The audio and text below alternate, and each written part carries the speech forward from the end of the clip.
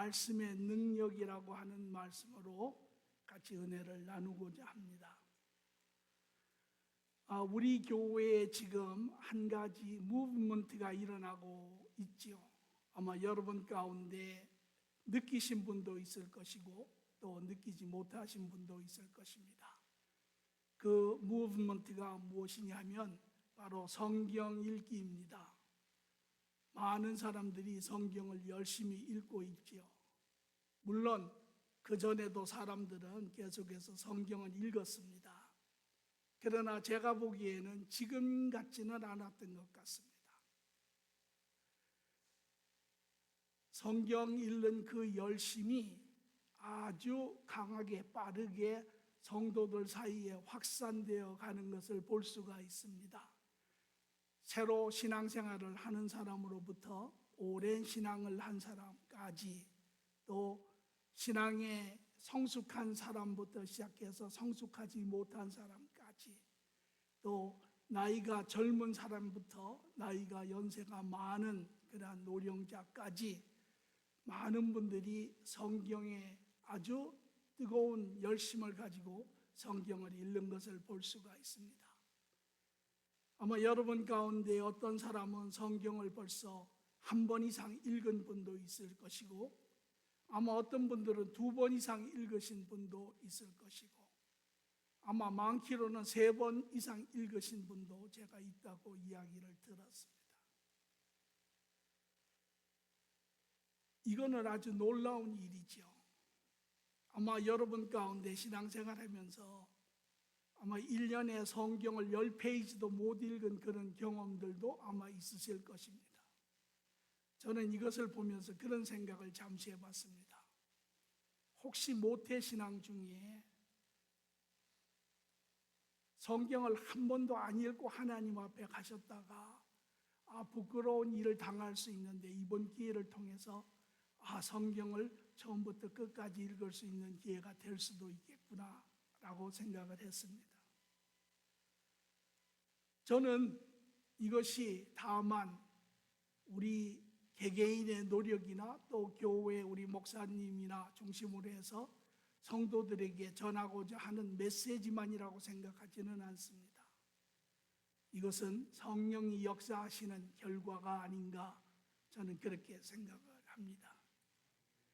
오늘 저는 한 걸음 더 들어가서 여러분이 지금 열심히 읽으시는 그 성경의 말씀이 과연 어떤 일을 하는 것인가? 물론 성경을 읽으면 우리가 성경을 통해서 성경의 지식, 어떤 역사적인 지식, 또 하나님의 계획에 관한 여러 가지 부분도 우리가 배울 수 있는 것도 사실입니다. 그러나 여러분이 사실은 성경을 읽을 때 여러분에게는 그 이상의 일이 생기고 있습니다. 오늘 우리는 그 성경의 읽음으로 인하여 나타나는 말씀의 능력을 함께 보고자 합니다. 그 말씀을 함과 동시에 또 한 가지의 이야기를 여러분들에게 이야기를 하면, 오늘 우리 여기 있는 모든 분들이 가지고 있는 동일한 문제 중에 하나가 무엇이냐면, 다 하나님과 동행하는 삶을 사시며 하나님의 말씀을 쫓아 하나님의 예비하신 복된 삶을 살기를 원하는 것이 우리의 바람일 것입니다.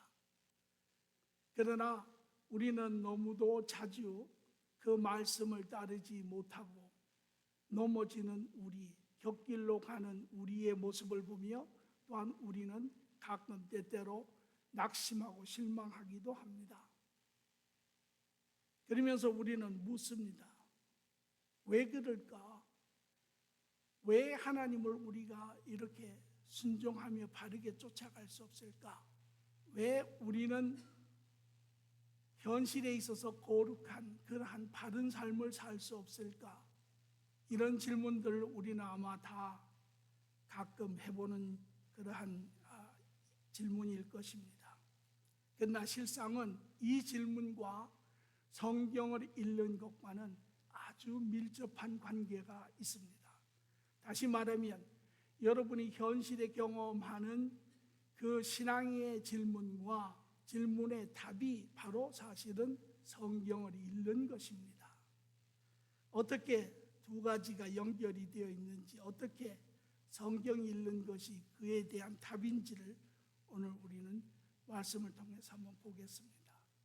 오늘 본문의 말씀은 에베소서 4장 21절에서 25절의 말씀을 같이 봉독하겠습니다.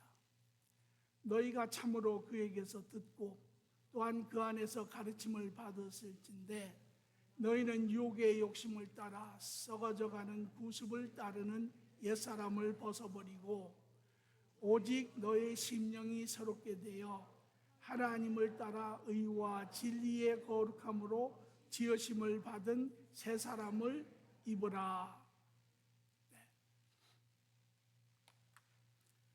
오늘 여러분과 제가 예수 그리스도를 믿고 그분과 삶을 우리가 살기로 결단한 순간부터 사실은 우리는 하나님과 동행하는 삶을 시작을 하는 것입니다. 하나님과 동행하는 삶을 시작했다고 하는 것은 이 땅에서부터 이제 하나님의 나라의 삶을 살기 시작하는 것입니다. 오늘 이 말씀은 우리가 잘 아는 예가 있습니다. 그것이 무엇이냐면 여러분과 제가 한국이라고 하는 태어난 나라를 떠나서 미국이라고 하는 나라에 이민을 왔습니다.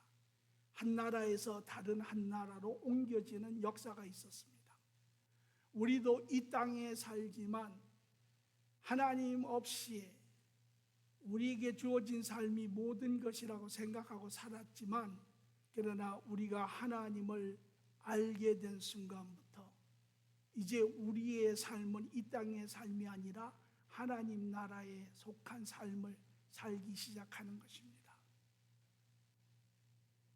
미국에서 우리가 이곳에 왔을 때 이제 우리가 살아야 하는 세상은 미국이지요. 이제 한국에 우리가 살았던 그러한 삶을 내려놓고 이 땅의 미국의 삶을 새롭게 살기 시작해야 합니다. 새로운 삶을 살기 시작할 때 우리가 제일 먼저 해야 할 것이 무엇이냐면 옛 삶을 내려놓는 것이지요. 이제 미국에 와서 새 언어를 배우고 새 관습을 배우고 새 문화를 배우고 그렇게 해서 새로운 나라의 삶을 우리가 시작해야 하죠. 그러나 우리 1세들 물론 현실에 보면 여전히 한국의 언어를 그대로 이곳에 가지고 있고 문화와 관습을 그대로 가지고 이 땅에 살아 그 커뮤니티를 이루고 사는 것도 사실입니다. 그런데 여기 한 가지 그 자체가 잘못된 건 아닙니다. 그러나 한 가지 우리가 분명히 확신할 수 있는 것은 새로운 삶이 더뎌집니다. 새로운 삶을 보다 적극적으로 살 수 없습니다. 미국의 메인스트림에 우리가 들어가서 살 수 없습니다. 그러나 1세, 2세 중에 그러한 부삶을 내려놓고 새로운 언어와 새로운 교육과 새로운 문화와 적응하며 삶을 살아낸 사람들이 이 땅에서도 남들이 보기에 칭찬하는 그러한 삶을 이루어내는 것도 사실입니다. 여러분과 제가 하나님을 알게 되었고 이제 하나님의 동행하시는 삶을 시작하였을 때 우리의 삶에서 가장 먼저 있어야 할 것은 옛사람을 벗어버리는 것입니다. 옛사람을 벗어버리는 것. 우리가 한국에서 미국에 왔을 때 이제 한국의 삶을 우리가 내려놓지요. 부분적으로 때로는 전체적으로. 우리가 하나님과 동행하는 삶을 살기 시작하면 우리가 제일 먼저 내려놓아야 할 것이 옛사람의 모습입니다. 사도 바울은 그래서 에베소서 4장에 말하기를 너희는 유혹의 욕심에 따라 썩어가는 구습을 따르는 옛사람을 벗어버리라. 이제는 옛날에 속한 삶이 아니라는 것이죠. 우리의 옛사람, 옛삶에 속한, 이 땅의 삶에 속한 우리의 모습은 어떤 모습입니까? 그것은 이 땅의 오늘날의 특징은 하나님이 없는 세상입니다. 하나님을 부인하는 세상입니다. 우리의 죽음 후의 삶도 부인하는 세상입니다. 인간이 만든 사고와 철학과 가르침 안에서 채워진 세상입니다. 우리의 옛사람은, 그 옛사람의 중심은 우리의 사고의 틀입니다. 우리의 사고의 틀은 어떻게 형성이 되었습니까? 하나님 없는, 하나님을 부인하는 세상 안에 인간이 만든 철학과 인간이 만든 그러한 가르침 안에 채워진 틀이 우리가 옛사람에 가지고 있는 사고의 틀입니다. 그 사고의 틀의 특징은 제한적이고 부분적이며 더 나아가서는 죄악적인 그러한 모습이죠. 이제 우리가 하나님과 동행할 때 이 틀을 벗어버려야 합니다. 그런데 대부분의 믿음의 사람은 하나님을 만나고 하나님과 그 삶을 여정을 시작하였음에도 불구하고 여전히 옛 지식과 옛 경험과 옛 어떠한 관점을 가지고 하나님과 동행하려고 합니다. 그것이 사실은 우리가 하나님을 쫓아 하나님이 우리에게 원하시는 그러한 거룩한 삶을 살려고 하지만 살지 못하는 이유입니다. 우리는 삶의 어떠한 문제나 여건이나 이러한 것을 부딪히게 되면 우리의 옛 것을 그대로 가지고 옛 관점으로, 옛 경험으로, 옛 지식으로 그것을 해결하려고 합니다. 오늘 그것이 우리가 현실에 하나님과 온전히 동행하지 못하는 이유라 이렇게 이야기할 수 있습니다. 그러면 어떻게 하면, 여기 한 가지 보면 사도 바울은 또 고린도전서 2장 10절에 이런 이야기도 합니다. 육에 속한 사람은 하나님의 성령의 일들을 받지 아니하나니 이는 그것들이 어리석게 보이며 또 그것들을 알 수도 없나니 그러한 일은 영적으로 분별되기 때문이라. 인간의 지혜나 인간의 지식으로는 하나님의 지혜나 하나님의 뜻을 이해할 수 없습니다.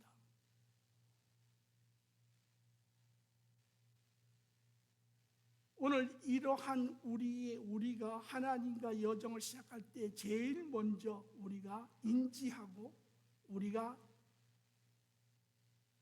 내려놓으려고 애를 써야 하는 부분이 이 부분이다라고 이야기할 수 있죠. 오늘 그러면 사도 바울이 이야기하는 두 번째, 새 사람을 입어라라고 이야기를 합니다. 어떻게 새 사람을 입을 수 있습니까? 여기에 보니 심령이 새롭게 되어 하나님을 따라 의와 진리의 거룩함으로 지으심을 받은 새 사람을 입어라. 심령이 새로워지는데 어떻게 새로워지냐면 하나님의 의와 진리의 거룩함으로 지어진다라고 이야기합니다. 그러면 우리가 옷을 입었다가 벗을 수 있는 것도 아니고 우리의 본질, 사고의 틀, 이 모든 것이 세상으로부터 지어진, 세상으로부터 형성된 그러한 것이 어떻게 우리가 벗어버리고 새 사람을 입을 수 있습니까? 그것은 바로 성경의 말씀을 읽는 것입니다. 성경의 말씀을 읽으면 그 성경 안에는 하나님의 또 인간의 세상에 대한 진리의 말씀이 적혀 있습니다.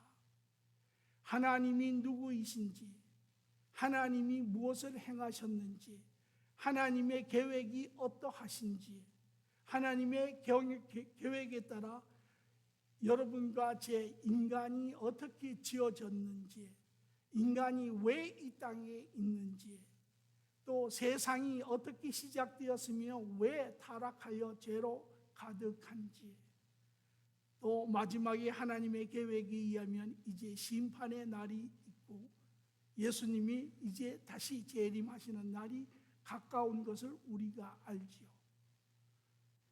이와 같은 모든 진리, 세상이 주지 못한 진리, 또한 세상에 말하는 부분적인 진리를 온전한 진리 가운데 보기 시작하는 것입니다. 여러분이 성경을 읽기 시작할 때 이 하나님의 진리가 이제 여러분의 세상으로부터 형성된 여러분의 사고의 틀을 이제 바꾸기 시작을 합니다. 때로는 여러분 안에 상충되는 부분도 있고, 여러분 안에 찔림의 부분도 있고, 여러분 안에 기쁨의 부분도 있고, 그러나 그 진리가 이제 여러분의 마음판에 새로운 말씀을 적기 시작을 합니다. 일이 할 때 우리의 옛사람인 옛 마음판은 지워지고 새로운 마음판이 세워지는 것입니다. 이것이 바로 새 사람을 입는 것이죠. 오늘 그러므로 우리 교회 여러분들이 지금 아마 말씀을, 제가 어느 분은 그런 이야기를 해요. 말씀을 하루에 4시간 이상 본다고 해요. 그런데 그 말씀을 읽으면서 너무 즐겁다고 이야기해요. 시간이 어떻게 가는지도 모르고 말씀을 봅니다. 예. 저는 그 이야기를 들을 때 얼마나 큰 기대감이 있는지 모릅니다. 저는 그 사람의 매일매일 이 모습을 바라봅니다. 그 내 변해가는 내면을 통하여 외면에 나타나는 그의 모습이 점점 밝아지고 있는 것을 볼 수가 있어요. 이것이 바로 성경을 읽는 이유입니다. 그래서 어느 분은 이렇게 이야기를 해요. 성경은 바로 하나님이 여러분에게 이야기하시는 시간이다. 우리가 성경을 읽어야 한다고 하는 이야기는 어려서부터 들었죠. 또 주위에 많은 사람들이 이야기를 했죠. 그러나 읽어야 되는 것은 알지만 왜 읽어야 되는지는 잘 몰랐지요. 성경을 읽음으로써 우리 안에 새 사람이 지어지고, 새 사람이 지어질 때 비로소 우리는 하나님과 바른 동행을 할 수 있습니다.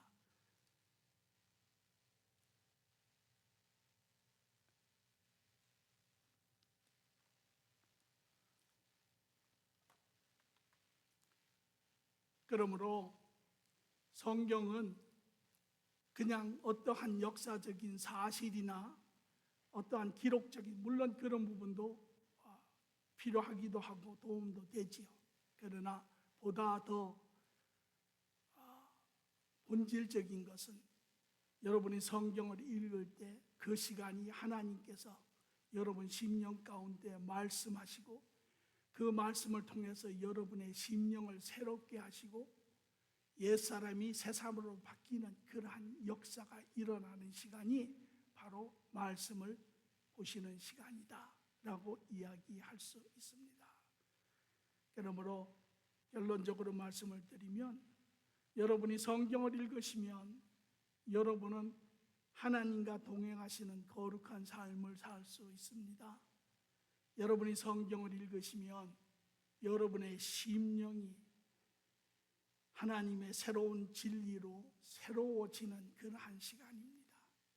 여러분이 성경을 읽으시면 여러분의 마음이 새로워지고 그 새로운 마음을 쫓아 여러분의 행위가 새롭게 된다라는 것입니다.